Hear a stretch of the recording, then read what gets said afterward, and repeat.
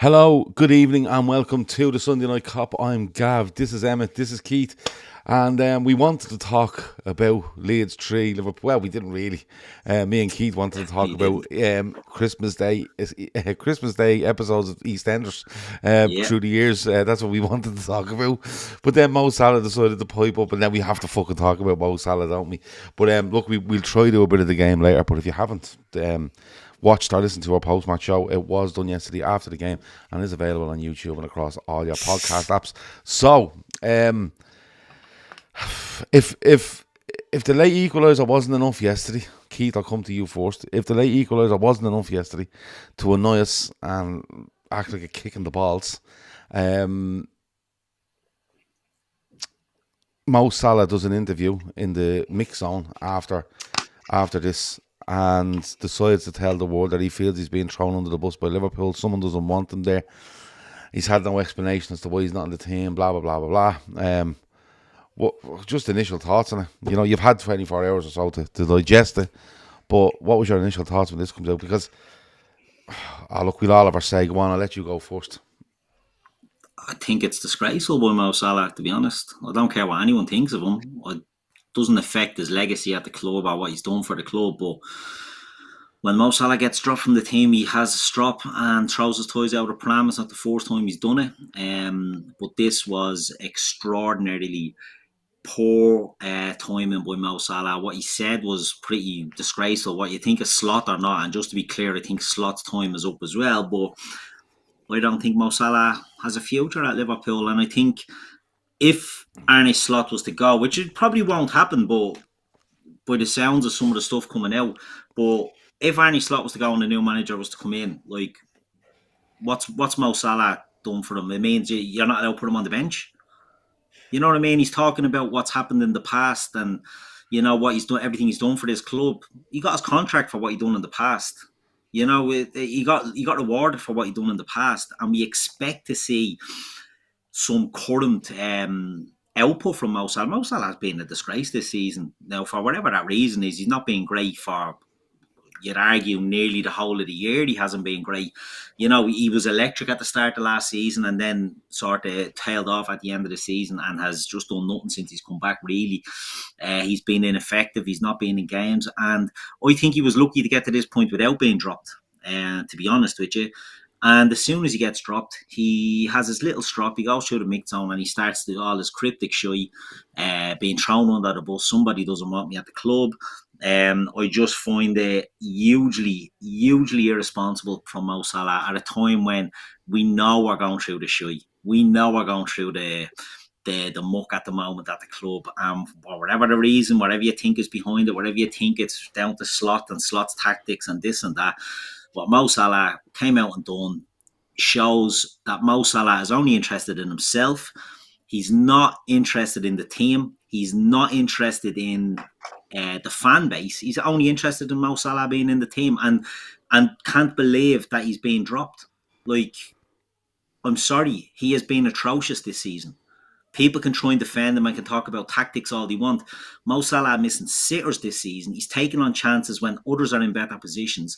It's all about Mo Salah, and that's done us well up to now. Don't get me wrong. I'm not going to attempt to downplay what Mo Salah has done in his Liverpool career. I think he's been excellent. I think he's up there in one of our greatest ever players. And I just think what he's done here, whether you agree with the likes of Michael Owen, none of us like Michael Owen, but he was right in what he said. If people seen what he tweeted, you can say there's two sides to the story and all this sort of stuff, and you can agree that he shouldn't have been dropped, and this is all on Arne Slot. There's no defending what Mo Salah has done, right? I hope, and I'm being honest, and it might be a bit dramatic, I think it's time to sell Mo Salah. I can't see how he plays again for Liverpool. And if he does, I think Slot needs to be sacked immediately because that's him backing down. And I think his authority is already maybe in the bin as it is. It looks like he has no ideas or answers on how to fix things on the pitch. And if he backs down from Mo Salah here, he might as well go out and wash Mo Salah's car every day, as far as I'm concerned. Mo Salah has thrown a grenade into an already fragile situation, into a changing room that's already fragile. And if people think he was right to do that and he was entitled to do that, then you are clowns, in my opinion, because Mo Salah has been a legend for Liverpool Football Club. He has been a great player and a great servant for Liverpool Football Club. His legs have fallen off. He looks mentally shot, and he is in no position to be putting a gun to the head of Liverpool Football Club. Not Arne Slot, Liverpool Football Club, and that includes us as fans. So I'm extremely let down by Mo Salah's behaviour, and I expect to be lashed out in the chat by a lot of the usual suspects and in the comments afterwards by the usual suspects. But that is my opinion, and I will not change on that. He has done the worst possible thing he can do after being dropped for 3 games. And one of them came on a half time, a week. 2 weeks ago. Was he saying this 2 weeks ago, Emmet? No. When he was in the team, he didn't pipe up about anything. I think it's an absolute disgrace what he's done. And Mo Salah has a credit in the bank for a lot of people on what he has done. He could have handled this so much better. He hasn't. He has not come out and spoke against against Arne Slot and about how things are going at Liverpool. He has spoken out because he was dropped from the team for 3 games. Honestly, I think it's disgraceful. I think I'm flabbergasted by it, and I think it's a disgrace. That's not having pops at Mo Salah for what he's done in the past, again, just to say that. But this is absolutely disgraceful what he has done. Can I go next, Emma? Of course. I've sat there and listened to you, Keith, and I struggle to disagree with you on a lot of things. There's a couple of comments that have come in that I've picked because I think I don't know whether they've come in as you're speaking and people get the wrong end of the stick, so I'll try to address them as we go. Kieran Doyler has 2 comments and says, Salah is wrong here, but please don't make this a slot love-in. He's way out of his depth and needs to go. Well, first of all, nobody's done that, right? I think he actually said he should be sacked. Yeah, I think it was one of those 4 sentences. Clear. Yeah. Terrible from Salah to come out, but he sat there watching Gakpo and McAllister and Canati sting the gaffer every game, continuously start. Yeah, I couldn't agree more with you. And I'll get on to that in a second. And Irish Dazzler says, McAllister started the game yesterday? No. Irish Dazzler says, hang on a minute. It's okay for Slot to throw players under the bus in public like Kwanzaa, but Salah gets disrespected by Slot and can't say a word. What happened to free speech? So, this isn't a free speech issue, right? Forget it. It's just not, right? And Jarell Kwanzaa didn't get thrown under the bus in public by Arne Slot. Arne Slot made a footballing decision at half-time in a football game that they weren't winning, and he went on and won the game. And also, he done the exact same thing to Ibrahim Kanati later in the season and brought on Jarell Kwanzaa. So, footballing decisions are footballing decisions, right? To be fair, I can actually see Salah's point in this, right? Now, don't shoot me down.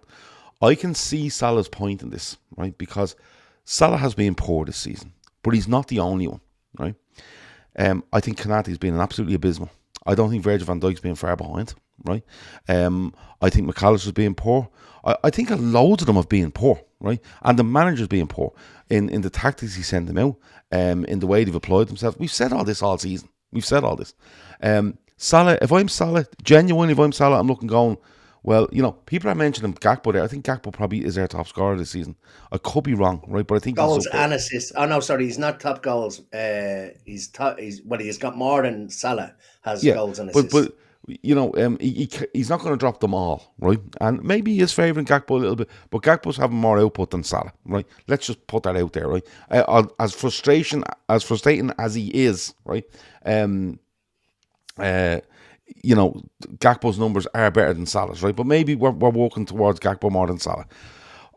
If I'm Salah personally, right, I'm looking and I know he's been dropped the last week, but I am looking and I'm saying to myself, well, look, what are the team doing to get me into the game, right? What are we doing to support each other? Because you have to remember, if Salah's probably looking there and going, he's dropped me and he's changed the whole team. He's changed the way we're playing when he's dropped me. He hasn't said to me, that's our system and you're not good enough in it, right? What he's done is he's dropped Salah and he said, I'm going to now change this and I'm going to actually make Dominic Szoboszlai the right-sided attacker. But he's not really. He's a right-sided midfielder. And we're playing a 10 off a striker and Szoboszlai's trying to join in. So Salah's argument could be, well, hold on a minute. Could you not have dropped somebody else and put me in somewhere else. So I can understand that for a start. He is looking at people and he's saying, right, I haven't scored many, but he's probably looking going, but these pricks at the back and midfield are so detached from each other that we're getting fucking ran through and we scored 3 goals away from home there yesterday and we can't win, right? So it's not all down to me. I completely get that. But this is the crux of the matter. What Mo Salah does yesterday is not allowed. End of fucking story. And you can go on about free speech and everything else. That's a nonsense, right? Because the football club, Dominic Szoboszlai comes out yesterday and fronts up in front of the cameras yesterday. And one of the first things he says is, what's in that dressing room stays in that dressing room. That's exactly what he says, right? And you could see he was fucking fuming. I'd say if you said to him, Dom, listen, nobody's listening. What do you want to say? Well, you see fucking Kanate, right? Fucking Egypt, blah, blah, blah, blah, blah. See him, fucking Egypt, right? See him. And he could have went off him, but he doesn't, right? Because they're in it together, right? They're in this together. They work together. They win together. They lose together. And you don't let this out in the public because it makes the whole group look like there's a mutiny going on, right? So what he does yesterday is wrong, right? And listen, the only question I'd ask anybody is, go back to when pick any situation, because there's loads of them, right? Pick situations where a player comes out and has a goal. Go and look at Manchester United, right? Jadon Sancho comes out and has goals. Jesse Lingard goes out and has a goal. Other players come out and have a go at managers. And what do? We sit there and go, look at that. They're fucking in bits. Them players shouldn't be doing that. They're airing their laundry and fucking in public. All this sort of stuff. Mo Salah, and the best point I seen yesterday was, right? The best thing I've seen yesterday was Mo Salah has turned down request after request after request after request in the mix zone at Anfield and away from Anfield for years, right? From all sorts of journalists, fellas that he would see around the AXA training centre going in to do interviews every so often, right? And yesterday he didn't. Now, he can have all the gripes he wants. He said he's had a meeting with the club. He's had this. He's had no explanation. But you do not come out and do what you done yesterday. Because what you're doing is now you're unstabilising everything. You might have absolutely valid reasons, right? And I think he has a couple of valid reasons, but you don't air it in public, right? You do not air it in public because it just gives people more fuel. It puts yourself under more pressure. It put whatever you think of the manager, but it puts all your teammates under more pressure now. Now all your teammates are going to be asked every time they go in front of a camera, what's Mo doing like? What's Mo like towards you? What's he like in training? What's he like in the hotel before away trips, home games? What's he like, It's all going to come on to them now because Mo Salah's decided that he's being dropped, rightfully or wrong, right or wrong, it doesn't matter. And he's decided he's going to stand outside. And Mo Salah knows it doesn't matter if Liverpool won 7-0 there yesterday. If he goes out and does that, he's the fucking talk of the town. And it's completely and utterly wrong. It's completely and utterly wrong. And the funny thing is, if you sit down and break it down, he actually might have, I think he does, have valid arguments to a certain point. But you do not come out. And anybody telling you, right, listen, anybody telling you that, he is all right to do it, fair enough, that's your opinion. But have a think about it. If this was Arsenal, or it was Man City, or Manchester United, or Everton, or anybody else, you'll be sitting there going, that's a shit show. And that fella's now fucking turning that club upside down for his own gain. And that's, I think, what he's done. Exactly. Emma, we can get into more. I'll read out comments. I am saving them. I'll read out. No, I fully agree. And I think he has a right to be pissed off. But it's not. No. I'm just. If he's disgruntled, he has a right to say what he wants to say. But it's how he's saying it, who he's saying it, and when he's saying it is the problem. So he did this last year, nearly to the exact date about his contract. He's only, from my memory, he's only done it twice. And last year he did it and said that he had heard nothing about his contract when more out than in. Yeah, more out than sorry, in. Irish Dad that says, sorry, I just have to say this, sorry, because I'll miss it. He said, it might be wrong, Gab, but he has his right to have a say. Absolutely has his right to have a say. But his right to have a say is in front of Arne Slot and the people he has his gripes with. What he's done is now he's turned the fan base upside down, and he's turned his players, his teammates upside down. He absolutely has his right to have a say, but not in a mix zone after a 3-all game and emotions are high. Maybe that's why he done it. You can't do that. Just go back and look at other clubs doing it. I'm telling you, go back and have a look at them, and I guarantee you'll think they're a fucking joke. Anyway, sorry, Emma. Yeah. So he did it last year, after Southampton away, talking about his contract. He knew exactly what he was doing then, and he knew exactly what he was doing now. Now, last year, the fans got behind him because he was on fire and he was looking for a contract, and we were all going mad to give him a contract. I think he quite possibly has scored his first own goal for Liverpool yesterday, because when I heard it, I thought, like, I don't want to keep saying the Liverpool way and everything stays indoors and, like, do you know what I mean? We sort things out, but that's the way it should be. Like, he's saying that he doesn't know why he's on the bench, but then says that he was told on Friday and they had a meeting. Now, what did they discuss in the meeting? Was it the price of property in Dubai or nice restaurants to go and eat in Dubai? Like, what did they have? What did they talk about in the meeting? He knows exactly why he's not playing. And as much as he can look at Gakpo and he can look at Kanate and he can look at McAllister, does he not watch his own performances back and thinks, oh, maybe? Loads of players have been dropped and rotated.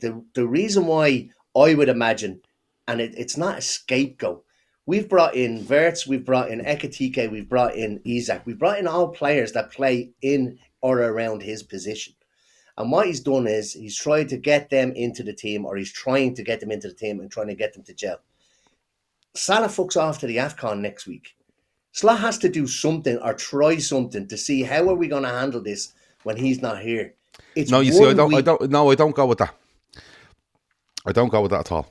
I think, yeah, he has to know what he has to do when he leaves. I'm not saying that's the only but reason. you don't. But listen, if you're going to try out what you're going to do for Salah when he leaves, right?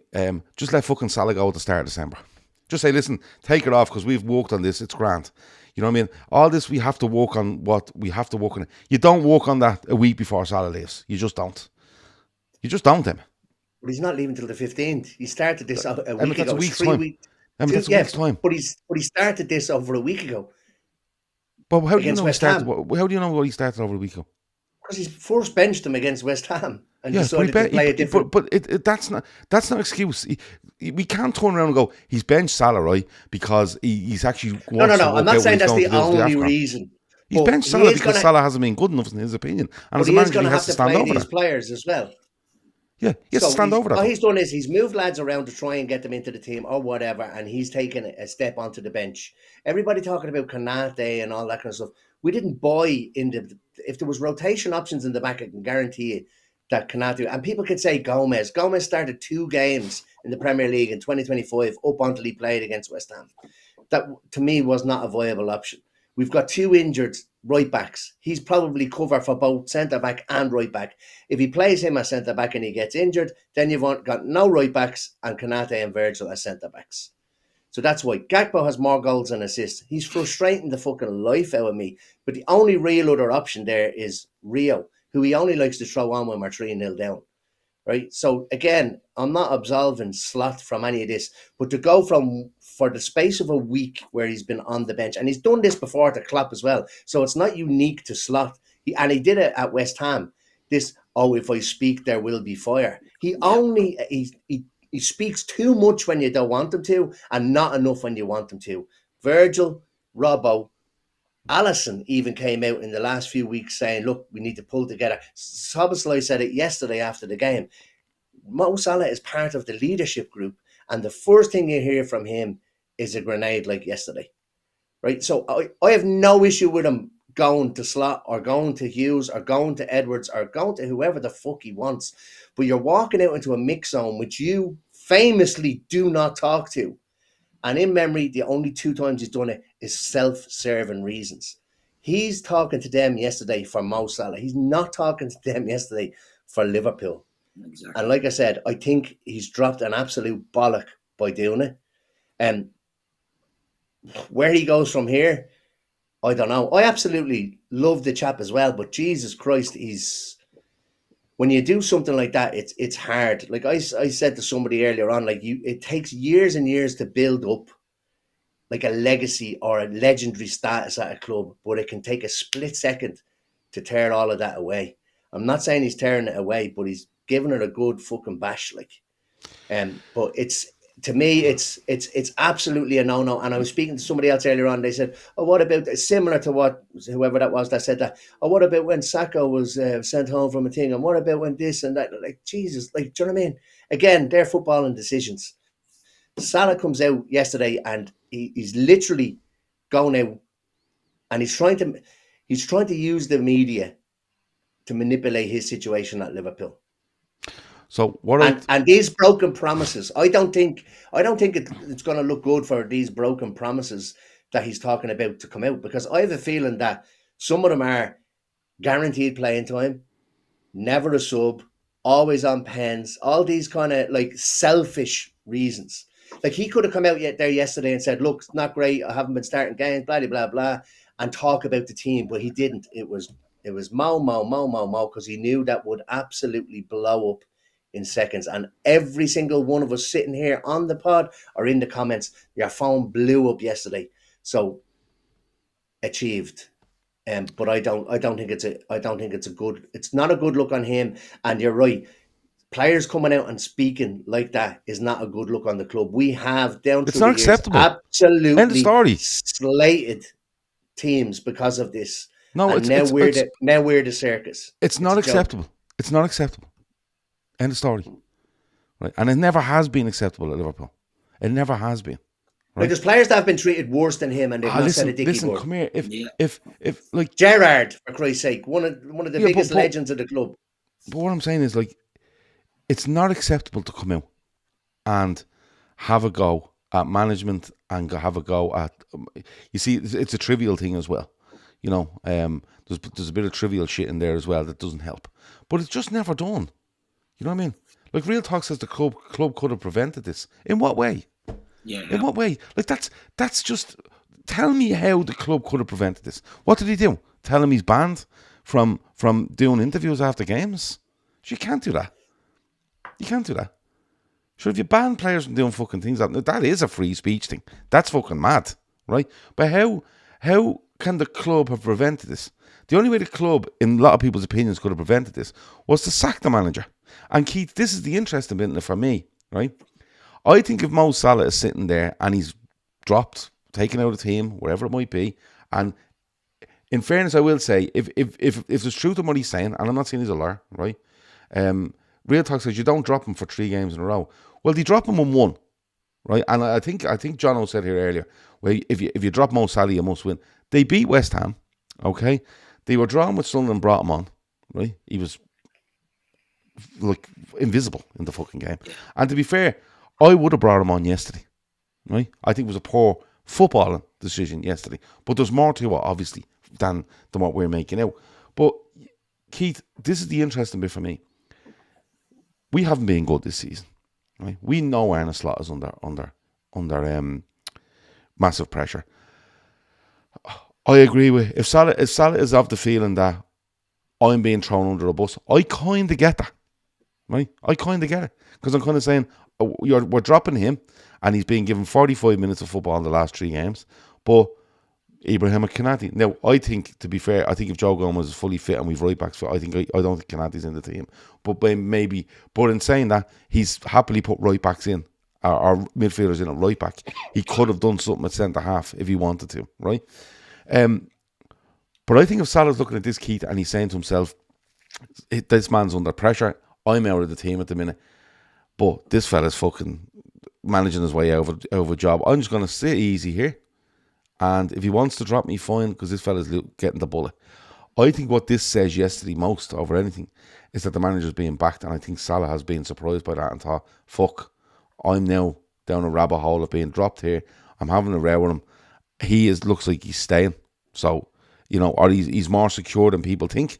And now what the fuck am I going to do? And I think Salah's maybe panicked a little bit. Yeah, I think it says a lot about security of the man's job. How secure that is, it could be 0%, and might be, you know, we all thought it was 0, but might be 10% now. You patience is not limited, not limitless, is what they said today, apparently. Yeah.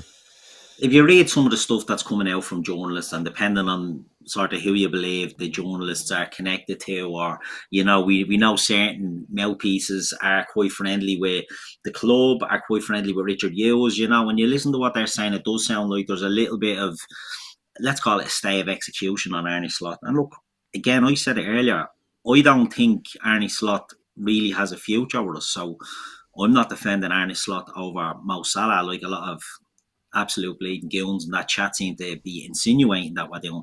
We're not saying that. But Mo Salah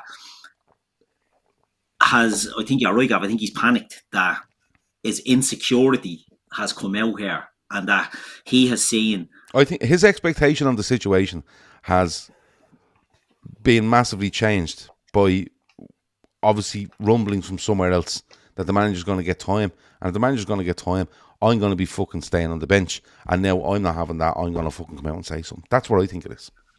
Yeah, but he's wrong. If anyone can give me a reason why he shouldn't be dropped, and I'm telling you what, I'm not going to listen to. I'm not going to listen to about Kanate's performance or McAllister's performances or anyone else's performances, because Salah has been the worst of the lot. Right, so Konate, I don't think should ever play for Liverpool again after that tackle yesterday. By the way, I think it's the worst empty-headed decision you could ever see from a player. And a team who are so brittle to go to ground and make a tackle like that in a game is absolutely ridiculous behaviour by him. So if we had any other option to go in a centre-back, I would have him gone and never play for Liverpool again. But we don't. It's as simple as that. Arne Slot doesn't trust Joe Gomez. He never plays him. When he's fit, he never fucking plays him. The last 2 weeks, he's got game time. When was the last time before that? He doesn't trust Joe Gomez as centre-back. He would sooner play Gravenberg as centre-back, and that went tits up when he tried it before. Okay? So, yeah, Jono's in the chat there. Jono, like, I think Salah has been worse than Konate because the expectation on Salah is a lot higher than on Konate. Salah's meant to be our main man. He's meant to be our best player. He is doing nothing in games. Dominic Szoboszlai, I think it was actually yourself, John, who said it. Why are we playing a midfielder like Dominic Szoboszlai ahead of Mo Salah? Because he's a better player. Because he's performing. Because he's working hard. Mo Salah could have put goals on plates for people this season, and he has taken on shots from stupid angles and made a bollocks of it. He's taken on shots on his left foot that was never on because he didn't want to give up chances to others. He is insecure about his position in the team now. He does not deserve any extra praise over Konate, over McAllister. They've been dreadful. Virgil van Dijk has been dreadful. Mo Salah has been the worst, and I don't care what anybody says, because he is meant to be our best player, and we're getting nothing out of him. Fucking zero. He came on against Sunderland, and it's funny that you all seem to forget that he came on against Sunderland. You're saying he hasn't played in 3 games. Played a half, came on a half time against Sunderland, barely touched the ball. Right? So while you're all saying, he's this, that, Mo Salah didn't get a game, he came on and done fuck all, right? So Mo Salah has to get treated differently than Ibrahim Konate, because he is our best player. He's on £400,000 a week, and we expect some sort of value for that. Konate, I'm not saying Konate is great. Like I said, if we had an option, I'd never want to see him again. But the reality is, Salah's held at a higher standard and expectation than Ibrahim Konate. And if you don't think that, if you think he can put in these absolute stinkers, these fucking third performances all season, and say, no, well, it's all right because, Ibrahim Konate is an absolute stock in a shy. He is. Alexis McAllister, I've openly said, is my favourite player in Liverpool, shy. Like, they've all been space jammed. None of them have anything about them at the moment. We can blame Arne Slot, and we do blame Arne Slot for the team he sets up and the plan that he goes out with. But when they're on the pitch, it's down to players to behave and act like footballers. And we're not seeing that from this Liverpool team. And we're not seeing it from Mo Salah. And if anyone thinks we are, he's a bleeding dreaming, and his head is in the sand. Okay? So, I think we all have to be a bit clear on this. Mo Salah has acted deplorably after having an absolute stinker of a season. The best players in the world make things happen on the pitch. Mo Salah makes nothing happen at the moment. And the only thing he's making happen is this furor that he's after starting by talking absolute scutter to the media again for the 3rd or 4th time in his Liverpool career that he's actually spoke to the media. And it's always to serve Mo Salah. It's always to serve him. It's never about fans. So if you think that it's all right for him to do that, he can look at this and he can just say, Mo Salah or Arne Slot is treating me, someone wants me out of the club, someone's forced me out of the club. Like, who's forced him out of the club? Who the fuck's forced him out of the club? Has Arne Slot been told not to play him? Who knows, right? Is Arne Slot had a meeting, as Emmet touched on. He's had a meeting with him, but didn't talk about it. Like, what Mo Salah is saying is not right. And you have to look past what Mo Salah has done for us. If this was any other player, any other fucking player, and as Gav said, if it was any other club, we'd be lapping it up and saying, gone, they're gone. They've nothing to offer now. The heads are all gone. Mo Salah has done what we see other clubs do. And I won't be fucking defending him for a start. I wouldn't defend any Liverpool player that done it. Never mind if it be Mo Salah, who's a top player, whether it's Virgil van Dijk or Captain, whether it's Dominic, any of them. Wouldn't defend any of them because they've thrown a grenade in, and at a time when we do not need it. And I just think it's shown Mo Salah for what he is. He's selfish. We always knew he was selfish in the way he plays. You'll allow that. It's a football thing. This is a character thing. And I think Mo Salah has just shown that he has only Mo Salah's interest at heart. He does not have Liverpool's interest at heart. And nobody will convince me otherwise. I go the other way on it. I remember at the time it was Sancho and Ten Hag. And Sancho misses a game away at Arsenal. And Ten Hag, I think it was Ten Hag. I don't want to. Yeah, he talks about his mental health. Yeah. Sancho didn't say anything. It was Ten Hag. No, Sancho didn't say anything. Yeah. He was out of the game, and he was asked about it after the game, and he said, what was the story with Jadon Sancho? He wasn't here today, and I couldn't believe Ten Hag turned around and started off with, well, he wasn't here because of this, and this, and he fucking absolutely pinned your man to the wall. Like, he pinned Sancho to the wall. And I remember talking to a United fan that I know, and talking an awful lot about United too. And I was like, can you believe he's done that? And he's like, well, so this and that. And at the time I was saying, no, you don't do that. Tell a lie. If you've fallen out with this player and it's not gone beyond maybe being repaired, the manager comes out and says, look, Jadon felt a slight twinge in his fucking hamstring or a bit tightness, and we decided not to risk him. Should be back into training tomorrow when we see how he is. And then go back to Carrington or whatever the fuck the Cliff or whatever they fucking train at, and you go back and you say, right, you prick you, I'm telling lies on telly now because of this. So we're either going to sort this or we're going one way or the other. Do you know what I mean? And I just can't. For me, we can argue all day over the rights and wrongs of it, and how valid, I suppose, Salah, if you read behind his thing, and how valid him not being in the team is or whatever, but you don't come out and do this. You don't. Like, Real Talk has a couple of things there. He says, this is Arteta versus Aubameyang part 2, but it's disgraceful for the club to compare Salah to Aubameyang. Have Liverpool Football Club compared Mo Salah to Aubameyang? That's a genuine question. And Real Talk follows it up with, he's on 400k a week because he signed it based on certain factors.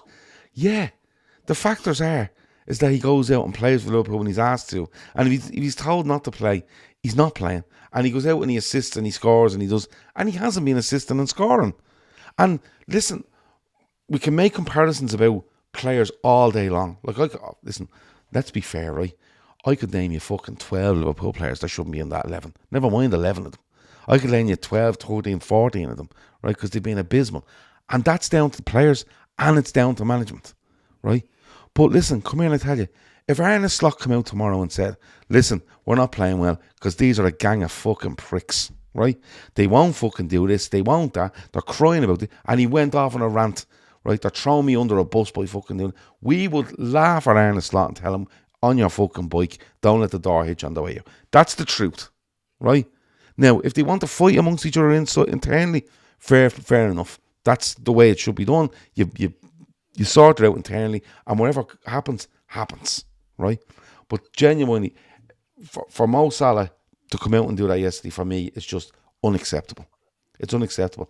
And look, I actually agree with a load of people. Like Jono says, you don't bomb the greatest Liverpool player out of the team and still deliver the shit that we are delivering because we haven't looked any better the last 3 games and we played 3 shit teams. Right. So we're unbeaten in the last 3. We lost the last 3 with him in the team. Yeah, we are unbeaten in the last 3, right? Right, that's fair enough, right? We've looked as shaky as ever at the back. Absolutely. Okay? All right. But let's just narrow it down just a little bit, right? Dominic Szoboszlai scores yesterday, playing off the right, okay? And Hugo Ekitike gets 2. Okay, Florian Wirtz, it's not going in, but he contributes to the goal against Sunderland, right? Alexander Isak scores away at West Ham. Do you know what I mean? And Gakpo scores away at West Ham, and we've created plenty of chances in all these games, etc., etc., etc. If you don't think Salah should be in the team, fine. If you think Salah should be in the team, fine. Right? And like Keith says, I agree with Keith. Making comparisons to other players is a pointless exercise. Right? It's a pointless exercise because now we're going down to choices and this and that. He's made a choice on Salah. He hasn't played in 3 games. Right? And we're in a week of Salah not playing because I think we play West Ham on a Sunday, don't we? Right? Yeah. We play West Ham on a Sunday and we're in 7 working days or 7 calendar days or whatever the fuck you want to call it. Mo Salah is doing interviews outside Elland Road and he's telling people that I'm thrown under the bus. Some people don't want me there. I've no explanation of this. I've done all this for the club, blah, blah, blah, blah, blah. Now, it's a week. It's 3 games and it's broken. Right? Now, that could be part of the frustration of the season, how it's going, personally, and for the team. We know Salah's been very emotional this season. I'd like to throw that in there as well because I think it's fair to throw it in there, and maybe that's part of him blowing up. That's absolutely fine. But you can't do it. You just can't do what he done yesterday. And it actually null and voids the validity of what he's trying to say. What if he does that in a more productive way, goes to his agent, goes to fucking whoever, goes to the leadership group and says, I have a problem here, and the leadership group bring it. And there's all these things in place for it to be such a tight-knit thing. And we've spoken about it for years about Liverpool being tight-knit. There's structures in place for it to be that way. And listen, Liverpool have been really good for the last 10 years, right? But there's no way they've gone through that 10 years without bumps in the road and people being upset and people being annoyed. But you hear fuck all of it because structures are there for people for it to go through the system and work its way out wherever way it is. Them structures are still there, but he's stepped away from the structure for himself, right? And I think an awful lot of players probably go, you know what, fucking, look, we're dropping him, and what about him, and him? I'd say players are agreeing with him, but all them players now are going to have to take every fucking question. There's going to be press conferences tomorrow about, I think it's tomorrow, for Inter Milan. And they're going to all have to take them questions now. It'll all be about Salah. It'll all be about Salah. And that's not how it should be. But, like, where do we go? Emmet, where does he go from here in your opinion? Like, because it's an awful lot of stuff he threw out there. Some of it not quite fucking telling us what it is, but maybe that's where he held back a little bit. But yeah, I've seen some people are saying that it's probably going on longer than the 3 games, but he's been playing. So what? I just don't get why not come out with it 2 weeks ago. We're 4 or 5. Like it can not have been anything in the last, or has to have been something in the last 3 or 4 months because he agreed to a deal in the summer. Like, so what's changed? I'd love to know what these promises are. Like he's played every game up until West Ham last week. So look, I don't know. I just think he's put Slot in a very precarious position as well. And again, I'm not Slot in or out. I'm kind of on the fence at the moment. See how it goes. And I thought it was going all right. We were seeing green shoots, and then this fucking blows up. But if he brings him back in for Inter, he looks weak. If he doesn't, it's like he's doubling down and he's excluding him. So he's in a no-win situation for me, Slot.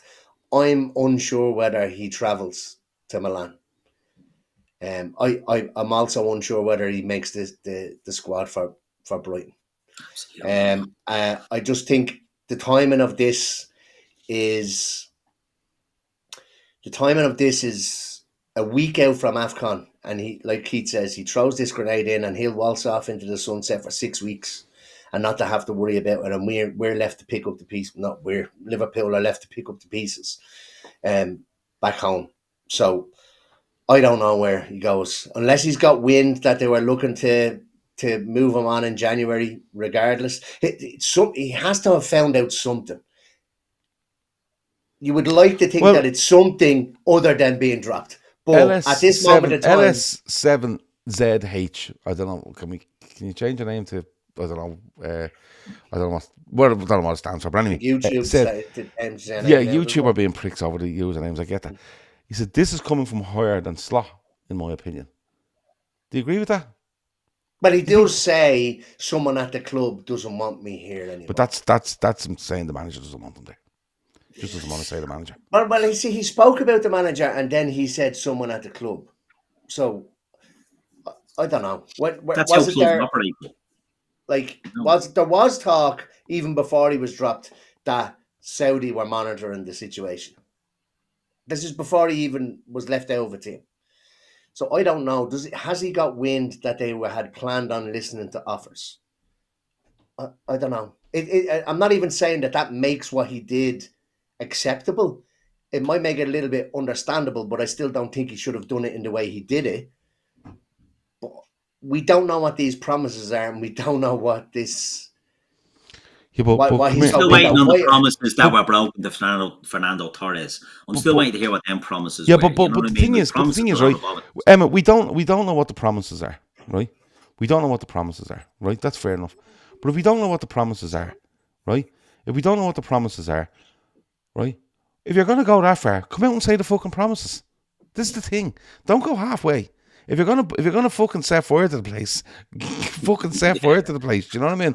Don't use foilers. Use fucking petrol. Do you know what I mean? And what are these promises? What are that like? You know what I mean? But Keith, we talk like he's talking about them promises, and maybe listen. I don't know if it'd be something like this is coming from above, where he's being told not to play him, right? He's being told not to. I don't really think that makes sense. Make that make sense, like. But I like, you know, Arne Slot. Like, let's say someone comes to Arne Slot and says, "Don't play him," right? He's gonna throw a wobbler. He's gonna go in January. Blah blah blah blah blah. And Arne Slot says, well, "Hold on, we're in show here. I need to play him. He's our fucking highest paid player.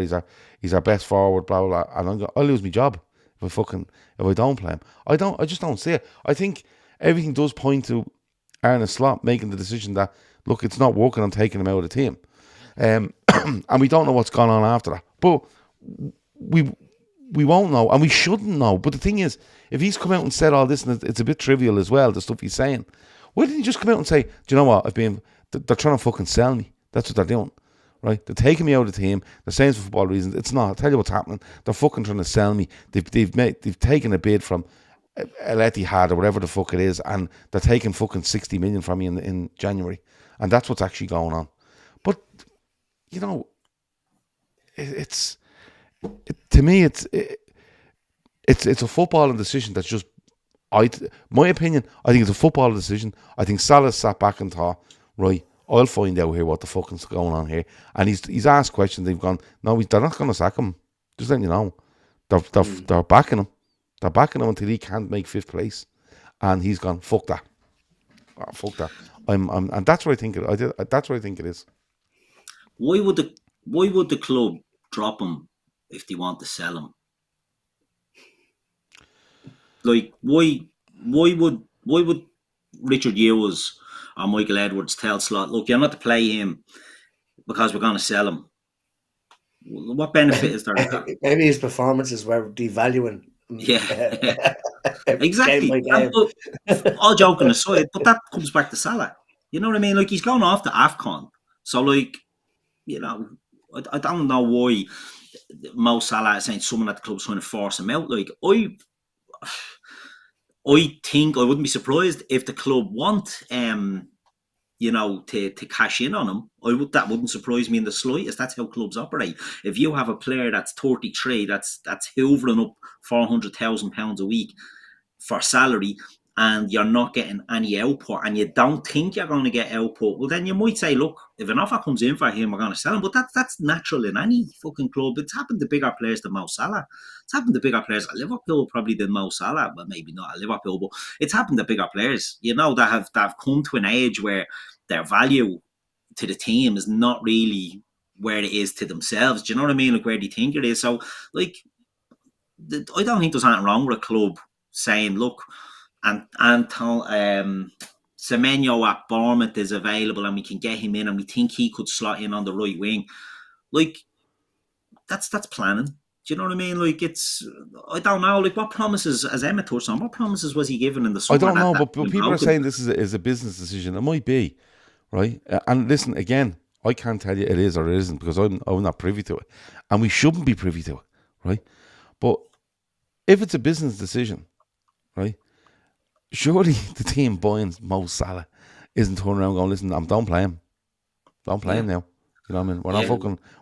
Like, it's a football decision. And lads, hold on a minute. Forget you. If you go back a month ago, right, and you said that most people, whether it's us here, people in the chat, people online, people you talk to in the street or in the pub, and you go back a month ago and you say, fuck me, Liverpool are bleeding terrible, you'd be dead right, okay, a month ago. And you'd be probably dead right 2 months ago as well, right? But we're probably in an international break there and we're fucking sticking our head in the sand. But I'm telling you, like, I would be surprised. I'm not going to tell you anything because when you say anything like I'm telling you, people go, well, don't tell fucking me, right? But I would be confident enough, right, that the vast majority of Liverpool fans a month ago, even 2 months ago, would have sat down there and went, Jesus, they're terrible. Your man Salah has to fucking be dropped. He's not fucking doing a tap. Right? 100%. We did Now, it on at the this same time, right, Kanate needs to fucking stop. Kerkez is all over the place. Frimpong doesn't want to defend. McAllister can't run. Gravenberch isn't doing enough defensively. Fucking Gakpo's not doing anything. Where the fuck is Isak? Ekitike, he's doing all right. Play Chiesa, because that was that's the trend at the minute. And that's nothing against Chiesa. I think he deserves more football in this Liverpool team. But we're all calling for him as a football decision to go. A lot of people, I think, would have said, he needs to go. He needs to go. He needs to be dropped. We need to do something different here. We're getting nothing out of him as a team. As a player, he's not beating people. He's not assisting. He's not scoring. He's not linking. Nothing was happening. It was so fucking stale looking for Salah in this team. Now, he gets dropped. And I understand, Jays, if you drop him, you have to win and you need to do. But Liverpool have steadied the ship slightly against 3 poor teams, I'm not going to lie. But they've steadied it in the sense of they're not losing every fucking week, right? And he comes out and says this, and all of a sudden it's like, well, what about this part? And it's like, lads, 3 weeks ago you wanted him out of the team. He's out of the team, and this is his reaction. This is his reaction to being out of the team. Do you know what I mean? I think there's much more of an argument that if Salah fucking takes it on the chin, plays away at Inter, scores and assists, plays at Brighton, plays at home to Brighton, scores and assists. Do you know what I mean? And then you go, do you know what? Fair play, he's back in. Do you know what I mean? But ADZB says Gav was slot out after the PSV, by the way. He should be agreeing with Salah. Manager didn't even take notice of Mo. First of all, I said I think he will go. All right. Turns out he didn't because I was wrong, right? And yeah, I did do a video with another channel straight after that game, and I thought he'd be gone the following morning. And the main reason being was because the players didn't look like they were playing for him. He stood on that sideline and he didn't change anything, and those players looked like they'd given up, right? And that's why I thought he was out. I always said I would always try back a Liverpool manager, but when I see them, not playing for him, I think it's a massive worry. And are we not? I haven't changed my opinion on him, by the way. I think he's in massive, massive trouble. So I don't know why you're saying that to me, but I'm sure your opinions have been absolutely the same for the duration of time. You know, the sort of way. I still think he's under massive pressure. And also, Kieran left a message in, and I've left her on screen because we are going to talk about it. Please talk about Salah, his inability to get the best out of such a talented group of players. That's coming. That's coming as well. Don't worry about it. I think we've been quite scathing the slot on this show. Like, I don't think there's been any. There's no getting away from the fact that this team isn't good enough, and Salah hasn't been good enough. There's no getting away from it. What we're trying to talk about here is, right? What we're trying to talk about here is that Liverpool have played a game of football. A player's being left out, okay, and then he's gone and done an interview where he's literally thrown everything he fucking has at this interviewer, right? And it's not good enough. You can argue whether he's right, whether he's wrong, whether fucking Sloth should be fucked out, fucked in the Mersey, you can argue all that. That is not the way you do it. It's just simply not the way you do it. Let me see. Do you want to talk about? We have to. The manager, the team. Do you want to say anything else on Salah before we move on? No, like I said at the start, it doesn't tarnish what he's done for the club, but it tarnishes what's happening now. And it is what it is. It's very, very poor, and it's not about picking Salah over Slot or Slot over Salah. I should be picking Liverpool over both of them, but it shouldn't be taking sides on it. Like he's absolutely throwing a bleeding hand grenade in. I'm expecting him to come out and sing Goldfinger because he's turned into such a diva now that he's giving Shirley Bassey a run for our money in the diva stakes. He's absolutely ruined sort of the any chance of Liverpool maybe turning things around at the moment, unless they galvanise or whatever. But unbeaten in 3, we can be flippant about that because they've been scaldy and they were lucky. But played a lot better. Played better, I think. Played better, and he's made sure. And I'm not saying we played better because. I'm not saying that we played better because Salah wasn't in the team, but we have looked like we've been playing better. There's a lot of people in the chat as well saying that Slot's man management skills are poxy and all this. You know nothing about Slot's man management skills. Why? Because he's not playing players. You don't know the conversations he's having with lads. As well. Hold on a minute. Chiesa turned around and said he loves playing at Liverpool. He wants to stay and fight for his spot. So how does anybody in here, unless you're in the exit in his fucking office, listening to the conversations he's having with players, know what his man management skills are like? You don't. You could, but listen, you're dead right. We don't know anything about his man management skills, right? And people go on about Jurgen Klopp and his man management skills. But there's plenty of players at Liverpool that probably looked at Klopp and this prick never plays me, right? But they were in a good team, they were in a good squad. It was, blah, blah, whatever it might be. And, people will say, oh, well, Sloth done amazingly well to, keep such and such happy at such a successful period in the game. But there's loads of players in Klopp's squad that just was in the squad every week and barely fucking played, barely got a look in and went along with it. There's still players like that in this Liverpool squad. Chiesa being one of them, right? Where you just go, not really good. Endo. Don't hear a word out of him, just fucking does what he's doing. Now, listen, people are going to go, well, Endo's fucking whatever, and he's nowhere near as good as Mo Salah. But if you're going to go into man management, Endo, right, doesn't play in the squad every fucking week. He's in the squad, never gets on the pitch. Well, he got on yesterday, but he's never on the fucking pitch. Do you know what I mean? So all this man management stuff, we haven't a fucking notion over man management, right? We haven't got a notion over it. And we're mentioning man management, and at the same time we're saying, well, this has gone beyond Slot, this is actually someone else. So why are we talking about Slot's man management if it's a business decision from fucking, fucking whoever's running it now? Because when you say Michael Edwards, they say, no, it's actually not him. He actually doesn't work for Liverpool. Well, are you sure? No, it doesn't work for Liverpool. It doesn't work for them. So it's someone else, right? It's Richard Hughes. He's done it. So now it's Richard Hughes' fault. Right? Sorry, but again, we don't know. Somebody at Slot has thrown players under the bus in interviews. You said whatever, because he throws players under the bus in interviews. Only once took accountability. Plays favourites rather than foreign players. Pretty obvious is what we see. You don't see man management. Man management happens on the training ground. Man management. Every manager plays their favourites. Every manager. Yeah. Every manager.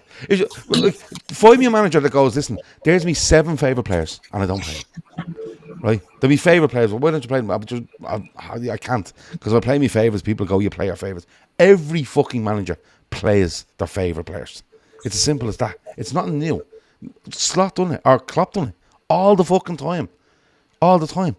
You go, Jesus, Slot has a bleeding hard on for your man. He never fucking stops playing him. And it was always too loyal to players. Remember he was too loyal to players. Kept them for too long. Too loyal. My favourites, too loyal. And Jordan Henderson, Fabinho, too loyal. Should have got rid of them ages ago. It's like fucking hell, lads. We just go spinning in fucking circles here. But at the end of the day, right, what's happened is they've clearly had a falling out. Okay? He's being dropped. They've had a falling out. They've had a meeting. God knows what's come out of that meeting. Salah's under the impression that the people want him out of the club. But listen, you just go and fucking, you keep your head, you don't do what you done yesterday. And I like, I go back to the start, I think he's valid in some of the things he's saying. I think he can genuinely look at this team and go, I'm not the only issue here, but I seem to be the one off the pitch. I get that, right? But you don't do what you done yesterday because you're just pissing your chips immediately, right? Immediately you're pissing your chips, right? So if you take it as two separate things, yeah, I can sit here and I can agree with loads of people that can argue over Salah and etc. But I don't see the argument for going out and doing what he done. I just can't. It's impossible because it's not what you do, and it's not what Liverpool do. And again, I'll say to you, go and look at other clubs where this has happened, and we all sit back and go, look at these shitebacks. That's the truth. That's the truth. 100%. Nail on the head. It's the truth. Nail on the head. Can we talk about? Let's talk about the match yesterday because I fucking hate Arne Slot after yesterday. Right? Lads, I'm not going to lie to you. I thought his substitutions were fucking horrendous yesterday. Horrendous. Overall, I thought we were good in the game. You go to Leeds. They had a good win against Chelsea during the week, didn't they? You go in, they're going to be flying. They're going to be up. Liverpool, I thought, were really good in the first half. Restricted them to a couple of shots, nothing on target. Great. We come out, right? We capitalise on a mistake, but he still has a lot to do. Scores, gets pressed the life out of Leeds, score again, right? And then his changes are fucking horrendous in so many ways. And I said the other week he's managing himself out of a job, and nothing has changed on that, Keith, because he's managing himself out of a job. Oh yeah, absolutely. It's. I know there's a lot of clashing going on, and people are taking umbrage in the chat to what I'm saying and sort of trying to attack them.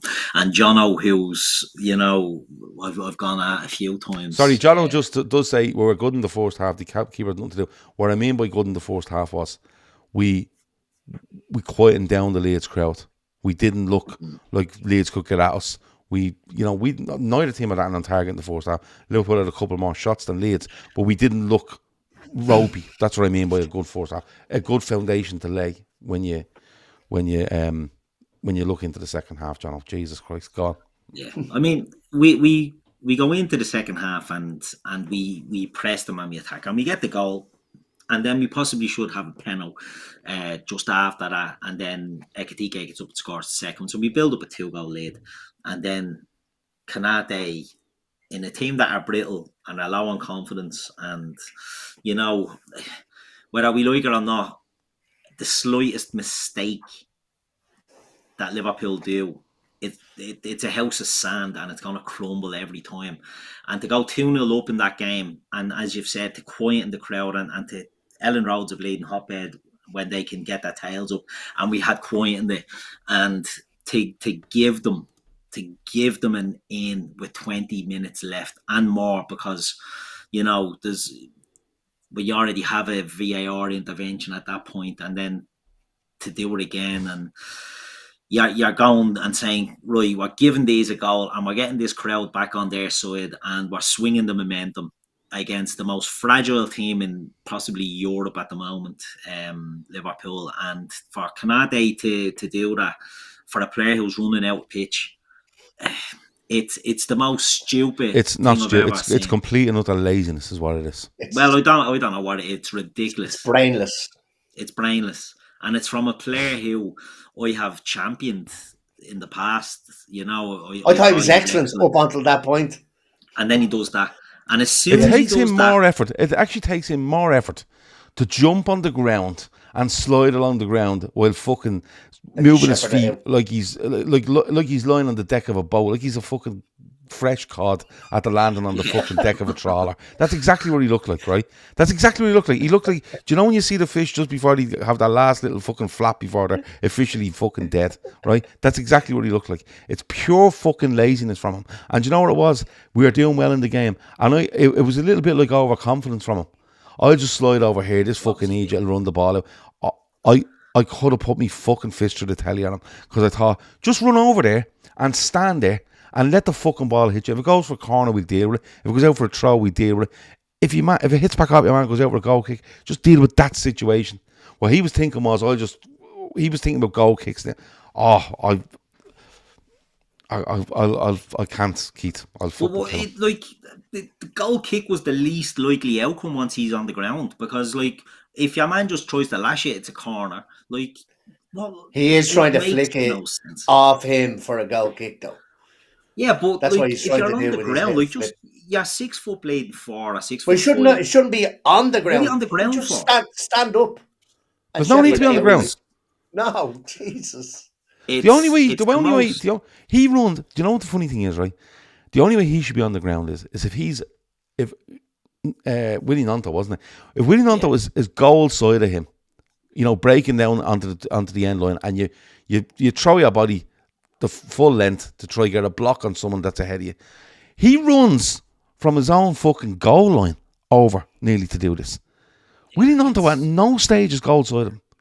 None. Baffling. He's nowhere fucking near him, and he just jumps on the ground. He should have went over there and he should have kicked that fucking ball and Nonto and sent him into the fucking stand with it and said, you're not going nowhere, son. You've come on here and you think you're going to throw a few shapes. I'm going to upend you and the fucking ball and everything else, and that's going to put a stop to all these pricks behind the goal getting a bit up because you've done a little run with the ball. That's what he should have done. But instead he went, do you know what I'll do? I'll fall on the fucking ground. I'll just fall on the ground and let my legs flail where I fucking feel like it. It was horrendous from him. And the quicker he's out of the team, the better. Because he doesn't head the fucking ball. When he does, he just loops these things into space, right? He doesn't head the ball. He looks so fucking fragile on it and off it, positionally, everything else. He needs to get out of the team. He needs to get out quick. And we better hope that Joe Gomez stays fit and one of these right backs get back and play, because he needs to get out of his team. As we can argue with Salah. Honest to God, Jesus Christ. It's ridiculous what he done. And at the end of the day, he's leaving for free in 6 months. No, but Salah could play centre half. Yeah, he could do better than Virgil will have to slip to right. Virgil will have to switch to the right, though. Salah wants to play off the left. No, he only play off the right, cutting in onto the left. But the reality is, Konate is fragile. Van Dijk isn't much better. Let's be clear. Van Dijk isn't. He's getting off the hook nearly because of. But in fairness to Van Dijk yesterday, at a couple of times, Keith, when Leeds were breaking, he just turned around and he just fucking booted it out play. He didn't try to be cute. Yeah. He just listen, furious over Van Dijk with the Sunderland goal, you know what I mean? Right? Yeah, because just lax pass and then turning your back on it. But at least yesterday Van Dijk was just like, kick the fucking ball out. Like, Keith, if you're a centre-back and that's coming to you, what do? You run over there and you either stand strong and you go, hit it off me and get a corner if you want, but you're not getting this ball in the box. Or you get there and you put him and everything else out of the fucking ground. That's what you do. No? I just think it's the most stupid, scandalous, ridiculous decision I've seen. And he's leaving for free in 6 months. I hope he enjoys life at Real Oviedo at this stage, because he's not going to fucking Real Madrid, because he has absolutely dumpster fired. Yeah, one of the Reals, Murcia or whatever he said, because he ain't going to the bleeding the Lily Whites in anyway, because he has fucking thrown at that chance into the fire as well. Like he's again, but it's very hard when you're in a team and we can put this to Slot, he's not setting them up well, he's not doing this and he's not doing that. But you can't set a player John says Real Salt Lake. That tackle. Yeah. We're all just sitting here now thinking of players. We're teams of Real. Just before we get into those Christmas Day EastEnder editions. Real talent. Yeah, but Emmet, like you said, brainless. What Keith said there is that it's brainless, and for all of Slot's shortcomings, you can't set a team up not to make that tackle. No. So, that's on the player. That's on 100%. And do you know what? As soon as he makes it, and as soon as they give that penalty, you knew what was coming. And it was like, and again, it's Konate's initial decision to make that stupid fucking tackle. But then it's like everybody's fucking arse falls out of their fucking trousers. We just absolutely fucking. Because it gets Leeds up. Someone said there. Somebody said there, and It was actually perfect. I'm going to find the fucking thing, right?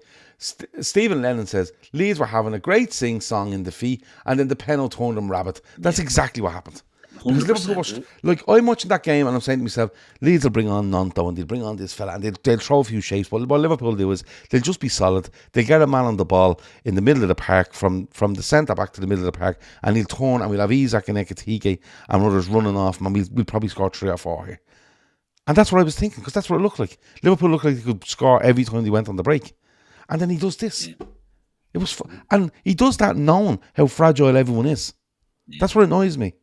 You could see it. You could see that the fight drained out of them. As soon as that went in, their heads were gone. The shoulders were dropped. They sagged. They were terrible. Yeah. And then we can see it shortly after that to get the 2 all right. Fucking end of world stuff. We get a lead again. Do you know what I mean? We get a lead again, and we're fragile as fucking baby shite at the back. And a corner, any set piece comes into us now. And it's like before Van Dijk came into the team. Remember when Lovren and Saka were there, and you're like, and Mignolet's in goal, and you're like, we're just grabbing loads of people and no one's heading anything.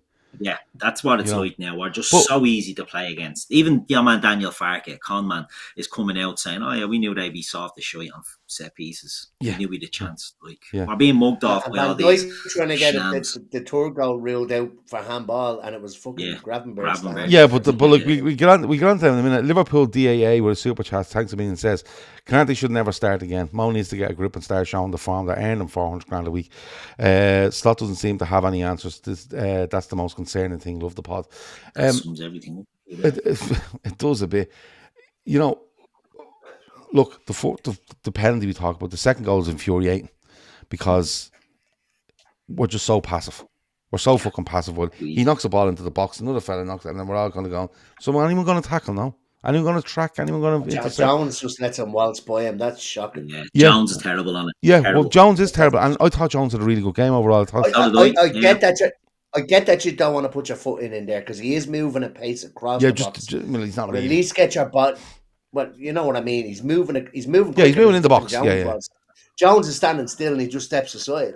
Yeah. You need to put some sort of a challenge in, even if you knock him off his stride. Just run with him. Just run with him. Just stay goal side of him. But nobody stays goal side of anyone. The ball's played in from the left, gets touched off, and everyone's just looking, going, someone will do something now in a minute. And the third one, it's just the third one.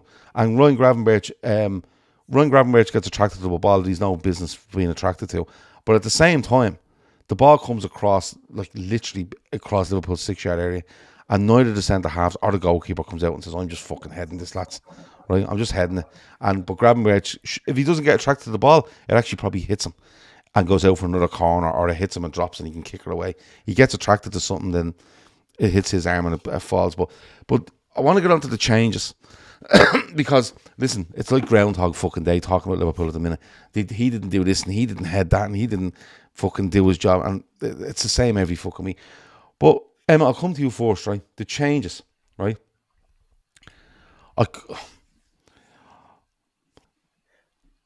He has to do Gomez. He has to do Gomez. He has to do Gomez for Bradley. I get that. Yeah. Right? But when I see McAllister coming onto the pitch and he decides to put him up as this kind of false 9-10 fucking nonsense, I'm like, where the fuck are you going with this? He's not going to hold the ball up for you. He's not going to run channels for you. He's not, you know what I mean? As a 10 in that position, when you're a couple of goals up or whatever, he's a couple of goals up at the time. But when you're doing that, right, he either has to be pulling left, pulling right, finding space, getting close to Ekatike or Isaac and getting the ball in and linking things, right? He's not doing any of that for Liverpool in standard games, right? Okay? He's not doing that. He puts McAllister on and we end up becoming a two-man midfield that's completely getting overrun. Because like him or lump him or whatever with Wirtz, what Wirtz was doing yesterday was really clever. Wirtz, as soon as Liverpool lost the ball, Wirtz said, Grant, I'm behind the ball and I'm shuffling over to the side where the attack's happening and I'm staying behind the ball. And when we win it, we'll play out. I'm not getting ahead of the ball. And McAllister never gets behind the ball. And what Leeds do is they just start playing through midfield because 3 is now 2 and Leeds push it in there, right? And then he takes off Gakpo. Now, I'm afraid to even say this because people are like, well, he should have fucking come off, right? I've no problem taking off Gakpo. But you can't go from having Szoboszlai, Ekitike and Gakpo as 3 out balls at least, right? And being a threat and pushing Leeds back to then turn around going, well, I'm going to stand Isak up there, right? I'm going to take off Wirtz and I'm going to leave him standing up there doing fuck all in McAllister. And then I'm going to take off another thing from the right or from the left-hand side. So we had no threat and Leeds knew it. I'd much prefer if he'd have said, lads, listen, this is what we're going to do. We're going to bring on McAllister. We're going to sit him deep beside Gravenberch. We're going to move Jones up slightly because Jones is getting around Bear and is holding the ball. I'm going to take off Gomez, which is absolutely fine. I'll bring him on for Bradley, fine. And I'm going to put on Engamoa or Chiesa or fucking Salah and I'm going to play him down the left-hand side, right? Or I'm going to move Szoboszlai over and put Salah on, right? And people will say, well, Salah doesn't walk back. Well, listen, Salah, you're going on and you're going to walk back. But we're going to make you're going to be an out ball to us at the same time. You can hold it, you're strong. I thought the changes were fucking terrible. I thought they opened us up, right? They opened us up to what Leeds wanted to do. They left us with no threat going the other way, and Leeds knew about it. And physically, I thought we were just poor beyond it as well. Physically, I thought we were poor with the changes as well. Terrible. Absolutely awful. I was laying all the blame at Konate. Because I thought I didn't mind the changes. You kind of knew what it was they was trying to do. Okay, how you've explained it, it's obviously didn't work, but I still think we see out the game maybe 3-0, 4-0 without Konate's mistake. Now I get what happens then is we're under pressure then, and maybe we didn't need McAllister to do what you're saying he didn't do. Without that goal, I think we coast. I think Leeds had accepted defeat, the players and the fans. It was the change in the game then that fucked everything. So I think he made the changes for the right idea or for the right reason, but that reason completely changed after they scored a goal, and that's where it's fallen down. I think we probably finish, I'd say 3-0, 4-0, if it's a case that they don't get that goal. But you're right. McAllister obviously should be doing an awful lot more. But again, he possibly wasn't brought on to do what you're explaining what he should be doing. No, what was he brought on to do then? Tell me what he was brought on to do. Done well on the third goal, in fairness. No, he does well on the third goal. But what do you think he was brought on to do? Well, I think we were just going to see out the game. Right. So have you ever seen Alexis McAllister being brought onto the pitch by Liverpool to play just off the striker to see out a game? Have you ever seen that? Never. No. But I get what Emmet is saying, but I do get what Emmet is saying. He was making the changes to just see it out. I know what you're saying. But that's what I thought the changes were for. Yeah, but I've no problems with McAllister coming on the pitch. But if McAllister's coming on the pitch to see our game, can McAllister please go and stand beside Gravenberch and make it 2? Or, do you know what? Funny enough, can the 3 of them not stand in a fucking line and make 3 of them? But that's all that happened. What happened was, you Gravenberch trying to fucking look after one side, you Jones looking after the other side, and you McAllister standing up there in no man's land. And even when Liverpool got the ball forward, all he done was went past McAllister, bang, bang, bang, and next of all, they're running down the pitch, and Jones or Gravenberch is trying to come across to the either left or the right to cover things. And they were covering too much of the pitch. Right? And Wirtz, people go on about Wirtz, he's a luxury. He isn't his bollocks a luxury. Watch him yesterday. He runs and runs and runs and runs and runs and runs. He constantly runs. And he's actually much better defensively in just being in the right position to stop you having any fucking notions about yourself playing through Liverpool. And he does all that. And McAllister comes on and does the exact opposite. In fairness to McAllister, he comes on 68. He comes on 68 and the penalty's given on 71.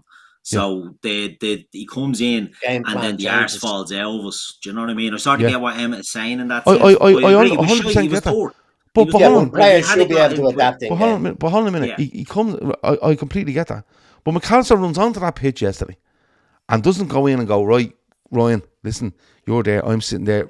Curtis, You stay off to the right-hand side of us, and we're just going to shift. The three of us are solid here now, okay? Dom's going to do this run on this side, and we're going to have Gakpo on that side. Isak's going to have to run around a little bit up there.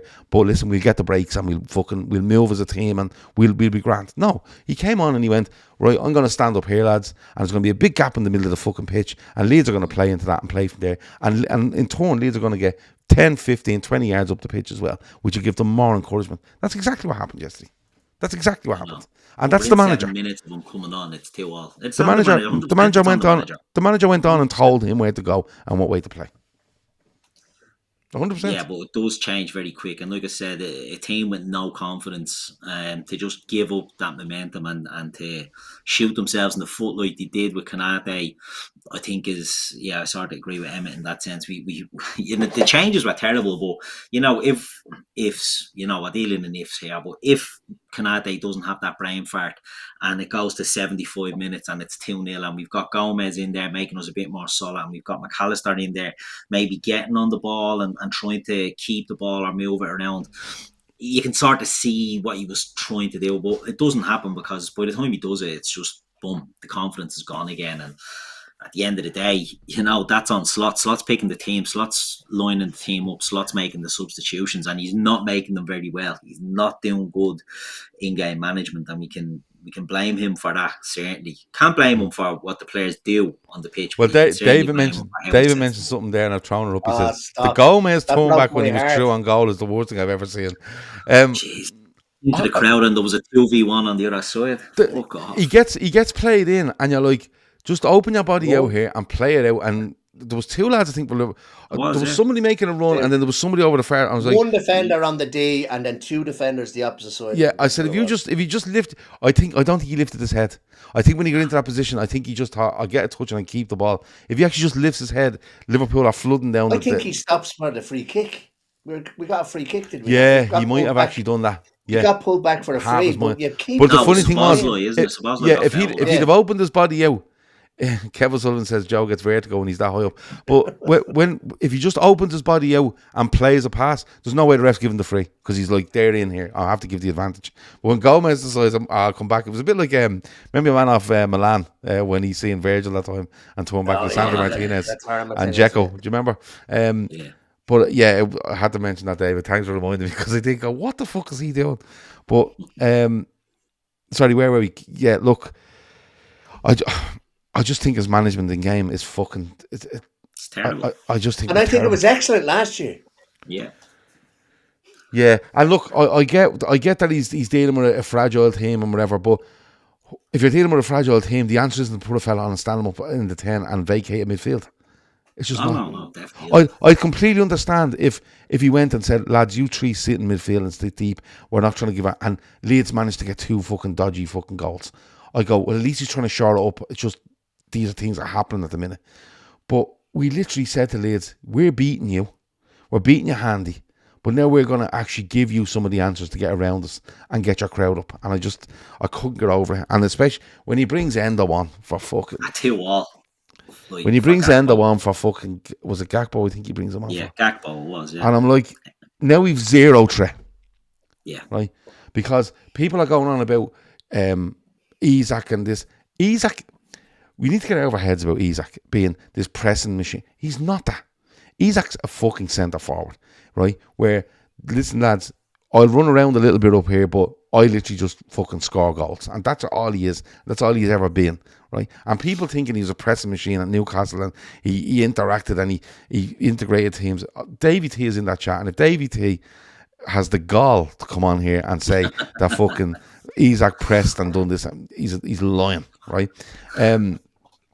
But what you do there is you say to yourself, leave him up there, and if he doesn't want to walk, fuck it. He's gonna keep 2 centre backs back there anyway, and then we'll look after the rest. And when we break, we'll break with someone down the left or someone down the right with Isak and the guy on the ball. We'll do that, and we'll hurt them.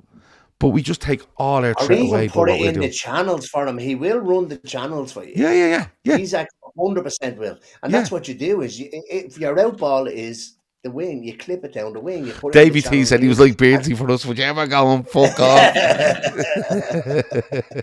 The only similarity with Peter Beardsy had is that he had a head. They both have heads. That's it. Feet, 2 feet in a head. There's no other similarity.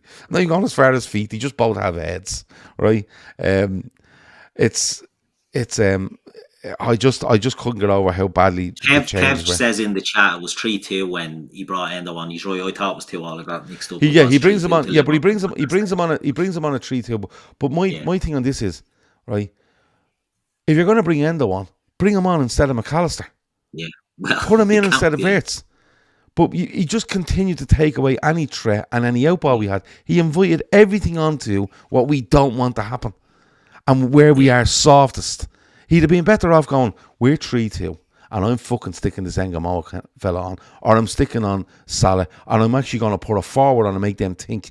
Instead of them, two of them looking after Isak, I'm going to stick on Salah and I'm going to make them take forward at the back to look after these two, and then we'll look after the rest. But he doesn't. He goes into this halfway house where Leeds just go, leave Isak with them two. No one's breaking out of this Liverpool team now. They're all sorry, and look at the players they have on the pitch. We can just keep going and going and going, and eventually Leeds get what they want. Yeah. It's just on something, a lot in the chat talking about the Jacob Murphy thing, that Slot said. And what's the Jacob? I came out saying, we don't have a Jacob Murphy for Isak or whatever. Jacob Murphy, I think, did set up a lot of goals for Isak last year. Yeah. But it's sort of... I'm not saying we need to sign Jacob Murphy, but we do need our wide men to create for our forwards. And Gakpo and Salah this season have not been doing that. So it's really difficult. People say, it doesn't bother Ekitike, but he's a different type of striker. Not every number 9 is the same. Ekitike comes deep and runs onto things. And, Verts was actually further forward a lot of the game yesterday. Yeah. Further forward than Ekitike. Yeah, it's just different strikers are different, profiles or whatever of player. If you're going to spend that money on Alexander Isak, you need to give him the... Owen Book asked the question here. Sorry. So that's there. Slot and Isak. We don't have a Jacob Murphy profile in the squad to unlock him. And Owen Book says, did Slot actually say that? Did he say that? Yeah. Apparently, yeah. Yeah. He did, yeah. But again... I think everybody's latching on to the Jacob Murphy part of it rather than the profile. He created a lot for him. I think that was someone. Jacob Murphy was getting to the byline an awful lot and pulling balls back for Isak. Just getting in the yard of space and lashing it in the box. But, But we do have players that do, like, if Gakpo would ever pass to Kerkez loves getting to the byline and pulling balls back. They're not the most accurate of balls, but let Isak deal with that. But we do have a player. We do have profiles like that. But I get that we're probably not playing to Isak's strengths an awful lot now because of all this slow play. We do need to up our intensity a little bit if you're going to be playing with Isak up top. It's somebody needs to get to the ball, and I think Gomez did it a few times, possibly against West Ham. Got to the byline. He was getting to the byline and getting across. I thought maybe having Bradley in the team. Bradley likes to do that sometimes as well. The amount of times he's burst into the box for pulling balls back as well. But I don't think he's on the pitch when Isak comes on. But we do have players that can do that. But I think too many people are latching on to the name Jacob Murphy. Yeah, it's right. Yeah, okay. But it's the profile of the player or the type of player or a player to do. Well, Jacob Murphy is a he's physical enough, but he's fast. He wants to get outside and he wants to whip balls in the box. That's what Jacob Murphy is. Yeah. Okay. Well, listen. We've talked loads there. We're the best boys. Listen, this Salah thing is going to rumble on because there's press conferences tomorrow when Liverpool play then, and they're away in Milan, and then there's Brighton, and then there's the AFCON. And I just think the timing is terrible because if he goes off the AFCON and nothing's being said, it's just sitting over the fucking everyone now for months. A bit like the contract did, but that's life. And in terms of the football, Leeds shouldn't have been anywhere near the fucking point there yesterday. But that says everything at the moment about Liverpool and the manager and his decisions. And there's a couple of things yesterday where players annoy me, but overall I'm like, we just keep putting ourselves in this position as we keep making these changes to ask ourselves the question. Can I just say, because I called you out earlier on something that you said, I think it might have been about Klopp's thing, or Slot's man management, but he does make a very valid point there that all Isak needs is the chances that we created for Nunes to miss in previous seasons. Yeah. But we need to know you need to realise what Isak is. Like, people expecting Isak to come in and go, he's going to press and he's going to drop off and he's going to link with midfielders and he's going to do 1-2s with wingers and he's going to he's not. Isak stands up there and says, lads, I'm really fast and I'm really good, and if you give me a chance, I'll fucking score it. You know, and that's all he is. He doesn't give a bollocks about anything else. And that's why Wirtz is in the team, because he's the centre point for creativity, and this fella finishes it. That's basically what it is. I think Ekitike and Isak playing together would be good. Yeah, he needs to give that a shot. By the way, 2 really good goals from Ekitike, so I really like him. Big fan. Loves the back heel. Loves the back heel. So does Kanate, but he likes to be lying fucking on his back while he fucking does it. Anthony Boylan says Andy Carroll 2.0, overpaid for a striker from Newcastle. But he's completely different to Andy Carroll. It's not. It's too late, Anthony. It's too late. I'm sorry. I'm knackered. Emma, anything else before we go? No, all good. Oh well, I have a question. Do you think Salah plays for Liverpool again? Yes. Unless he comes out and grovels with an apology. I think he's I think there was a fake tweet going around saying that FSG are expecting a public apology, but it's not like you to fall for a fake tweet, though, Emma. It's not like you to see that and go, hey, here we go. I knew it was a fake one straight away. Did I have fake written on the top of it? Yeah, this is a fake tweet, Emma. This is a tweet from FGS. I'm not sure. I think it's a long road, but I think we are probably staring down the possibility that neither Slot or Salah are with us after January.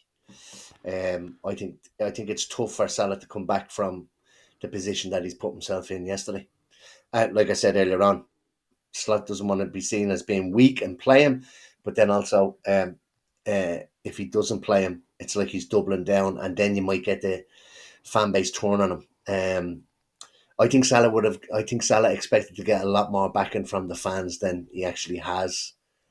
I think it's an 80-20 kind of, 80 for the club, 20 for Salah. Yeah, and you see the thing, and most fans won't back Salah because of the way he's done it. Yeah. You know, I think if Salah says nothing, okay, and they sell him, and he does an interview and says, "Look, this is what happened," blah blah, everyone would go, "You know what, spot on." But you don't come out with a Liverpool player and do that interview. You just don't. Simply don't. Keith, a lot of people are asking about your Spotify year in review, wrapped fucking. Yeah. Was that a big day in the Plunkett household? It's a big day every year. My listening age, I'll just say what my listening age is, 72. Is it? Yes, fantastic. Mine is 60. Was it? I think mine might have been. Can you see it? Yeah, no, the light on the phone's going to kill you there. Mine might have been quite high as well, because my son uses my Spotify account and he's just listens to the Dubliners all the fucking time. You know what I mean? So, like, mine could have been 84, to be fair. Anyway, how did you said you were into music from the 60s. You're an old soul. So, yeah, that's fair. Spot on. Fair. Yeah. I love the 60s. Yeah. You like anything? I do, because my Spotify Wrapped, like, me top artists is, let me just see, it's Deacon Blue, Pink Floyd number 1, Deacon Blue number 2, nice. The Wolf Tones number 3, The Righteous Brothers number 4, and Black Sabbath number 5. So it was an eclectic year. Mix. It was an eclectic year. Yeah. In my house. Pearl Jam were in then after that, and there's a lot of good stuff in there. Yeah. Not for everyone. A lot of people are thrown in there. Mine was my top artist was Fisher, who's an Australian DJ. Kneecap, Kendrick Lamar, Duran Duran, and Emma clinging onto the glory days there, an Australian DJ. Go on. Yeah. Can I find mine now? I just went in and looked at it. Yeah, it Into says your it Go spot. on into the Spotify and landing it gives you page. all. It tells you your top songs and how long you Where does it listen tell to you and that all. now? Big fucking thing on the front screen. Oh Go to the yeah, home. you're 25 wrapped. Okay. Do I just press on that now and say let's go? Just press on Oh, that. sorry, it's playing songs here. And Oh, that's what's going on here. Oh, we're gonna get done for copyright there. I'd say. and yet you still play. And yet you still don't Ah, lower yeah, it down. I don't know what's going on. Oh, hold on, here we go. I let that go. So anyway, let's Jesus, let's turn it down. So anyway, just everyone stay here for half an hour, right? While I write through me rap thing that I'm having a fucking clue and I don't really care about. So Kev O'Sullivan reckons his listening age is 50. Oh, fuck off, Kev. Jesus. He's Chockley says listening to 70. Snooping, is he? Kyle got 74. Real Talk got 66. Marge Apple's fuming 78. What are you listening to? It must be Tammy Wynette and fucking a load of them you listen to. Just says mine was 59 and I'm 42. I'm in mid 42 to 45, says Ocean. K-pop demon hunters have killed my Spotify's own book. Yeah, the they're a excuse. high Like runner the on mine excuse. as well. Yeah. Mine was Look at 33, I'm Ashley's. 48. Vino's blaming the K-pop demon hunters. That sounds like a game. Is that are these people? It's the biggest thing in the world. It was the movie on Netflix. K-pop. Okay. Yeah, Is it the bigger than song Donald is Trump? a whopper. Is it bigger than The Donald song Trump? is a whopper. Is it just a song? Listen to Is K-pop demon hunters a band, a group, or a song, or Your what is kids it? will know about it. Your kids. It's a film. It's a cartoon film on Ah, Netflix. right. But I they're a don't band. ask them. They're a K-pop I band. don't really speak to me kids. Gav, So I after don't know. this, play Golden by the K-pop Demon Hunters, and you're gonna know So it. they're a You'll wake band the then? kids up and they'll yeah. Well, it's not really. Right. Tony says 49, youngest in my house, and I have teenagers. I'm ecstatic. Nice one. Let me see. 90s guy music wise, says Ocean. Gav, what's your favourite Christmas film? Die Hard. You just want me to say Die Hard here, don't you? So we can fucking stay on Die another Hard hour. 2. Die Hard's up there. I love Elf. Big fan of Elf. Home Alone 1 or 2. Can't beat it. Watch the Christmas Chronicles tonight. That was Great. decent. Yeah, the two of them. Yeah, I'm not a big Love Actually fan. Polar not gonna Express lie. is good. Polar Express. Polar Express. And I Wildlife Love. I don't like the What is it? animations in them. I don't like the animations in the Polar Express. Let me see. Christmas Vacation, great one. Scrooged, great one. I listened to 109 days worth of music during the year. 157,000. Is that good? 109 days.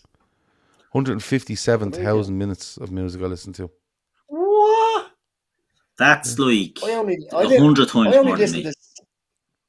I only listened In to a year? like 17. Yeah. 17,997. So that's 12 full days. I listened to 157,692 minutes of music. Yeah, but I listened to less than listening to 5,000.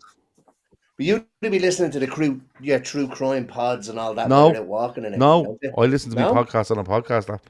I only use Spotify for music. 100 and like clearly Callum is going bananas on that. And Yeah. he's just Lexi, playing that it they're all going day over. I long. bet you the K-pop Demon Hunters are high up on his list of songs. Celtic rock is my top genre. What the fuck is drone as a genre? Drone. Yeah. Soft pop, folk and oldies. Age is just a number. 57 I got as my age. Not bad. Jesus, your age in real life. Ashley reckons you realise that your age was 16 and you just didn't want to say that. No, I can show these all. I can bring them as proof. Go fuck yourself, Ashley. You listen to 8,572 songs this year. There's a load of fucking nonsense going on here. I listened to 604. I'm just telling you. 80 albums. My top album is The Essential Collection by the Dubliners. I listened to this for 1,321 minutes. Apparently. Cals are having a great time on that. Yeah. On the Road by Christy Moore is in there. Definitely Maybe Deluxe Edition Oasis is in there. I listened to 3,696 artists apparently, which is fantastic. And Harry Chapin is in there. He's always in there. I always listen to Harry Chapin. The Dublin is your top artist. The The Dubliners is your top artist. You spend 12,218 minutes with them, which makes you in the top 0.001% global fan. So if the lads are out there and you want to send me a free album, or if they're doing a gig at Christmas, I'm around there if you need me to drop down and say hello to them. There you go. Did you not get a message from them? No, Did you get any videos? I'm the number 79 top listener of the Dubliners globally. There you go. Top 5 artists. The Dubliners, Christy Moore, Harry Chapin, The Beatles, and Taylor Swift. Whoa. Swifty. Did you enjoy the comeback at the end of the year with the... I'm not against that. What's the name of the song? Fate of Ophelia. I don't know. My daughter tells me she owes all her own music now. So there you go. She does, yeah. She brought it all back. It's Neo Geo says, Gav, is your account shared by the entire family would explain the amount of listening hours. I don't know, one of these. Oh, we got a message from Taylor Swift. There you go. She's not looking for money, is she? Spotify, it's Taylor, by the way. That's Taylor, by the way. Yeah, I didn't know it was you, Taylor. I looked at the screen and went, Jesus, who's that? Anyway, Swifty's in everyone's top 5. She's a lad. But I will tell you one thing. If fucking Chapel Rowan isn't in there next year, it's a disgrace. There's already up. She's unbelievable. Big fan. Fantastic. Big fan. It must be nearly time for us, Keith, to go out and sit in a pub and just play all these songs and just sing along to them with loads of Guinness in front of us. Yeah, sounds like a plan. Yeah, I think we do. Do you know what we should do? We should do that between Christmas and New Year on, say, like a fucking Tuesday. Little sneaky. I'll meet you in town. I'll meet you in town at 2:00 on Tuesday. Yeah, no bother. No bother. Do you know what? The Reds can do whatever they want. I've sorted the point with Keith on a Tuesday. Can't be it. Right. Anything else before we go, lads? Because we have to go. No, all good. All good. Okay. Thanks to Emmet. Thanks to Keith. I've been Gav. Thanks a million to everyone in the chat. Like, subscribe, comment, all that stuff. And listen, our link for our, what's that thing called? Patreon. It's in the description. It's in every show description. If you want to go and check that out, you can. Loads of people have. They seem to be enjoying it. There's more and more shows going into our Patreon as well. I think it might have been 4 or 5 extra shows on Patreon last week. And the big thing about it is you join and you get to tell us what you'd like to see and what you'd like us to do. And we do our best to absolutely do that. Anybody that's signed up with us for Patreon on the 22nd of December goes into a draw to win 6 months of Patreon for free. So it's worth signing up for the month just to get into that if you want. But look, there's loads going on in there. There's match reactions. We look at highlights. We do ref watch shows and anything else that we can think of or you can think of and we can make happen. We will make it happen. But like, subscribe, comment here. Check out the Patreon if you want. And look after yourselves. Loads of shows again coming this week because Liverpool are playing 2 more games of football, unfortunately, this week. And we'll have to preview them and we'll have to review them and we'll have to fucking look at the highlights and we'll have to do everything. So there's loads of stuff coming. And yeah, it'll be good though. We all enjoy it. Once we're all happy with each other and we can have a bit of fucking crack, we're grand. What are you laughing at, Emma? Gav using his special talent hearing songs standing next to a blender. Yeah. And you know what? Chocolate, it's funny you mentioned it, right? I apologise. I can't remember the name of the song, but I walked into a room earlier, right? And the song on the radio was just fading out to the DJ, right? And I could hear it just in a distance. That it was a good distance away from me, the speaker. It was on kind of low. I walked into the room and it was just, when the song was fading out and the DJ started saying, well, welcome back. And I actually said to myself, I think that's that song. And it was. So there you go. The talent is, do you know what? I'm finding new ways with this talent. People laugh at me, but... Do Ashbourne do Ashbourne Man of the Year, no? No, I wouldn't be up for it. Oh, all right. No, you can't. I think you might be making a late run for it. No, you can't. Listen, it doesn't matter how many songs you can identify by just barely hearing them. Okay, with outside influence and noise and stuff, but it's all thrown to the side when you're constantly seeing, in the underground car park in Duns, smoking after you've done the shopping, and you're not meant to be. You know what I mean? When you get out with a few bits and you come out, and you're in the underground, you're going, it's kind of outdoors, and you have a smoke beside the car, and everyone's going by, going, look at this prick smoking. So I wouldn't win. I wouldn't win Man of the Year simply because of the smoking when I shouldn't be in Duns. So there you go. So yeah, that's it. Owen Book says Gav can hear Taylor Swift's new album before she's even seen it. No. I'm not Bernie Stokes, right? I'm not saying that. I'm saying I just have a talent for barely hearing the song, barely hearing a couple of notes and going bang, that's it. It's just a talent. He's all very jealous. Keith, they're all very jealous. Yeah, don't mock a talent. Don't mock a man's talent. Yeah. Chocolate does say we need a show of Gav standing beside a boiling kettle identifying tunes on Spotify. Yeah, that's what happens. That is what happens. Or there might be a song on the dogs constantly barking, but you can just through the barks, I can make out that is indeed fucking Saturday Night at the Movies by the Drifters. One of those. What a song. Oh, fucking belter. Right. Let me see. Right, we're out. We're definitely out. We've done way too much time, but we're having fun.